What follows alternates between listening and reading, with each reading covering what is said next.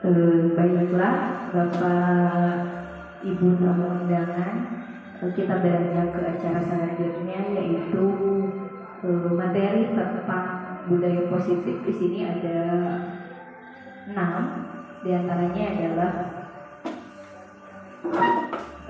disiplin positif dan kebijakan universal, ada teori motivasi, hukuman, dan segitiga restitusi, keyakinan kelas, kebutuhan dasar manusia, restitusi 5 posisi kontrol, dan restitusi segitiga restitusi. Untuk pemaparan yang pertama yaitu tentang disiplin positif dan kebijakan universal yang akan dipaparkan oleh Ibu Rinda Herani SPT. Kepadanya saya persilahkan.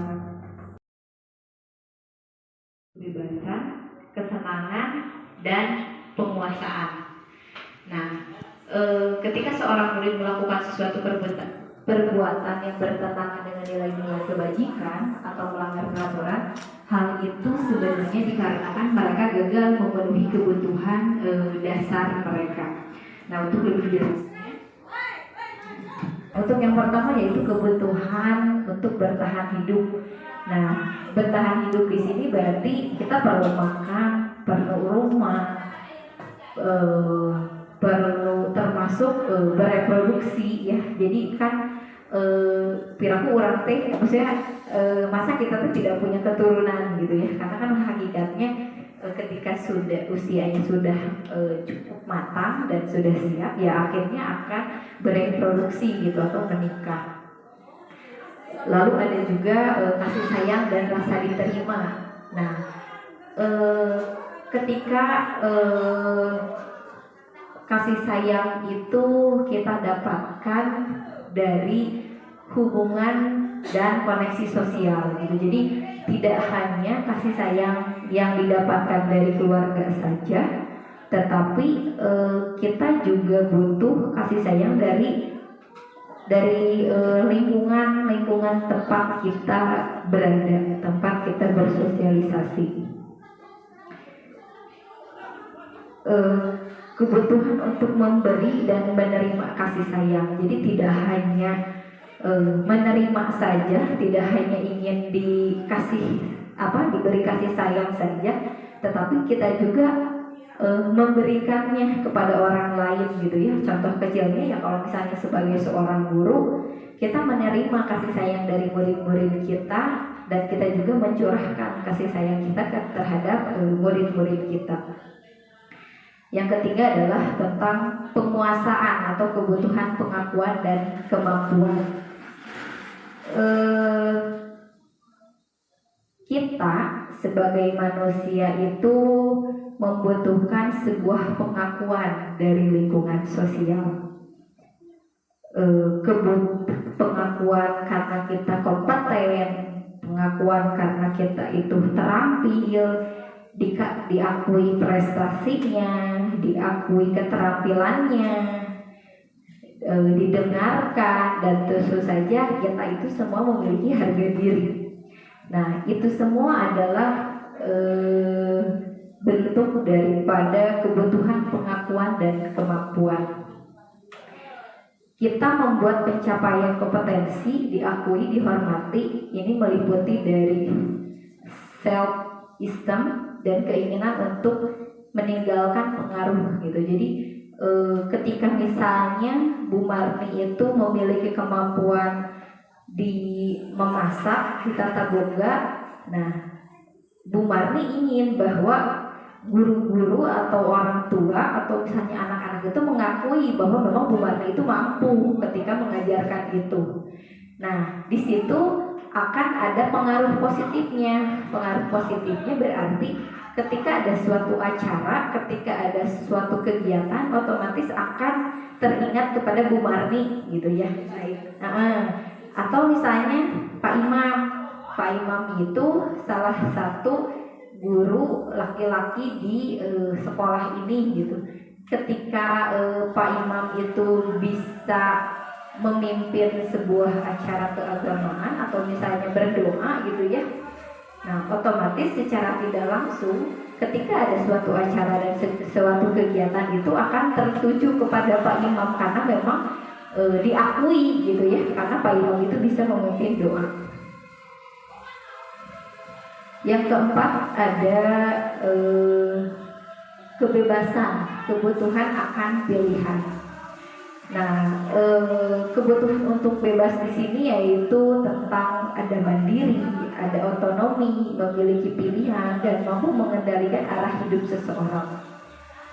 Anak-anak dengan kebutuhan kebebasan yang tinggi menginginkan pilihan. Mereka perlu banyak bergerak, suka mencoba-coba, tidak terlalu terpengaruh orang lain, dan senang mencoba hal yang baru dan menarik. Jadi untuk pembelajaran sekarang ini, terutama kurikulum Merdeka itu, pembelajaran tidak berpusat pada guru, tetapi berpusat pada peserta didik. Bagaimana guru menyesuaikan proses pembelajarannya mengikuti ya keinginan anak gitu ya. Jadi bukan berarti harus bertentangan, tetapi kita bisa mengarahkan keinginan itu ke dalam sesuatu hal yang positif. Selanjutnya ada kesenangan atau kebutuhan untuk merasa senang. Nah, kebutuhan di sini yaitu mencari kesenangan, bermain, tertawa. Nah, bayangkan hidup ketika kenikmatan itu tidak kita miliki gitu ya, betapa menyedihkannya. Nah, sama hanya dengan anak-anak, ada saat-saat di mana mereka menginginkan itu belajar sambil bermain gitu ya. Jadi keterampilan hidup itu tidak hanya tentang kognitif saja, tetapi juga ada pembelajaran yang menyenangkan. Nah, pembelajaran yang menyenangkan ini di sini merupakan kebutuhan untuk merasa senang itu gitu. Jadi anak-anak itu memang dituntut ketika belajar itu ya harus merasa senang gitu ya, tidak tertekan. Sama halnya dengan kita ketika misalnya kita menuntut ilmu, kita harus senang dulu gitu ya. Ketika misalnya tidak senang ya mungkin pencapaiannya pun tidak akan tertuju gitu, atau tujuannya itu tidak akan tercapai. Anak-anak dengan kebutuhan dasar kesenangan yang tinggi biasanya ingin menikmati apa yang dilakukan. Mereka juga bisa berkonsentrasi tinggi dan mengerjakan hal yang disenangi. Mereka suka permainan dan suka mengoleksi barang, bersenda gurau, suka melucu, dan juga menggemaskan. Jadi walaupun misalnya terutama anak-anak kita ya, anak-anak berkebutuhan khusus itu, mereka memiliki cara mereka sendiri ketika belajar gitu. Ada kalanya mungkin ketika kita sudah mengetahui karakternya, ketika kita sudah mengetahui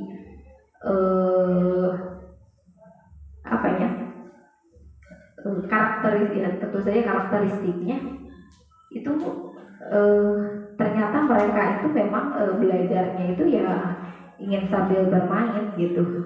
Mereka itu tidak hanya membutuhkan pembelajaran saja, tidak hanya membutuhkan materi saja, tetapi memang membutuhkan untuk merasa senang juga.